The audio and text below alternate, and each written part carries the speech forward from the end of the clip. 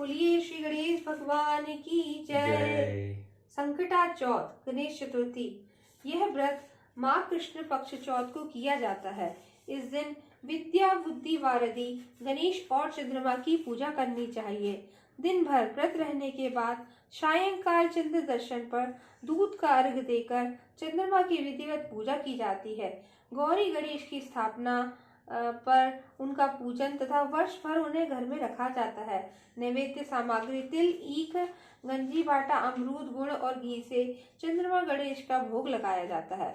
यह नैवेद्य रात्रि भर डलिया इत्यादि से ढककर यथावत रख दिया जाता है, जिसे पहाड़ कहते हैं।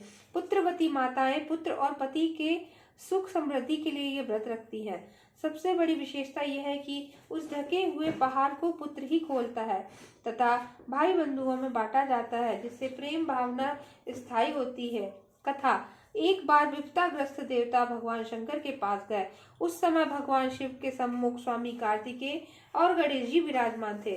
शिव जी ने दोनों बालकों से पूछा, तुम में से कौन वीर है जो देवताओं का कष्ट निवारण करे। तब कार्तिकेय ने अपने को देवताओं का सेनापति प्रमाणित करते हुए देव रक्षा योग और सर्वोच्च देव पद मिलने का अधिकारी सिद्ध किया। यह बात शिव जी ने गणेश की इच्छा जानना चाहा। तब गणेश जी ने विनम्र भाव से कहा कि पिताजी, आपकी आज्ञा हो तो मैं बिना सेनापति बने ही सब संकट दूर कर सकता हूँ। बड़ा देवता बनाए या न बनाए, इसकी मुझे कोई इच्छा नहीं। यह सुन हंसते हुए शिव ने दोनों लड़कों को पृथ्वी की परिक्रमा करने को कहा और यह शर्त रखी कि जो सबसे पहले पूरी पृथ्वी की परिक्रमा करके आएगा वही वीर और सर्वश्रेष्ठ देवता घोषित किया जाएगा। यह सुनते ही कार्तिकेय बड़े गर्व से अपने वाहन मोर पर चढ़कर पृथ्वी की परिक्रमा करने चले गए। गणेश जी ने समझा चूहे के बल पर पूरी पृथ्वी का चक्कर लगाना अत्यंत कठिन है, इसलिए उन्होंने एक युक्ति सोची। वे 7 बार अपने माता पिता की परिक्रमा करके बैठ गए। रास्ते में कार्तिकेय को पूरे पृथ्वी मंडल में उनके आगे चूहे का पद दिखाई दिया। परिक्रमा करके लौटने पर निर्णय की बारी आई। कार्तिकेय जी गणेश पर कीचड़ उछालने लगे और अपने को पूरे भूमंडल का एकमात्र पर्यटक बताया।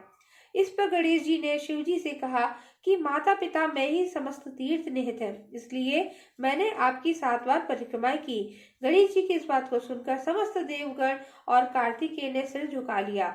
तब शंकर जी ने उन्मुक्त कंठ से गणेश जी की प्रशंसा की और आशीर्वाद दिया कि त्रिलोक में सर्वप्रथम तुम्हारी पूजा होगी।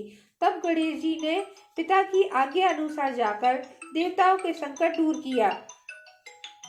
यह शुभ समाचार भगवान शंकर ने यह बताया कि चौथ के दिन चंद्रमा तुम्हारे मस्तक का सहरा बनकर पूरे विश्व की शीतलता प्रदान करेगा। जो स्त्री पुरुष इस तिथि पर तुम्हारा पूजन तथा चंद्र अर्घदान देगा, उसका त्रिविध ताप दैहिक, दैविक और भौतिक दूर होगा।